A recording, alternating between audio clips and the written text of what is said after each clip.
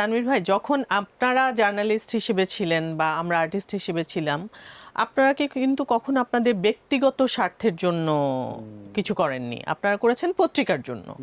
এখন কিন্তু জার্নালিস্টরা তাদের ব্যক্তিগত একটা স্বার্থ থাকে, যে একটা ভিডিও ক্লিপস তারা নিবে, তাদের পার্সোনাল পেজ থাকবে, সেখানে তারা সেটা আপলোড করবে, এবং এক ধরনের টেন্ডেন্সি থাকে কত অড কিছু তারা কালেক্ট করতে পারে, যে কারণে না সারাক্ষণ এক ধরনের ভীতি কাজ করে বা সচেতন থাকতে হয়। যে মনে করেন আমি আমার একটু চুলকাবো বা আমি একটু শাড়িটা ঠিক করব, করতে পারি না। আমি তো জাস্ট মনে হয় কি একদম রোবটের মতো দাঁড়িয়ে থাকি, যে কোন দিক দিয়ে কে ভিডিও করে কোন ক্লিপটা যে ছেড়ে দিবে।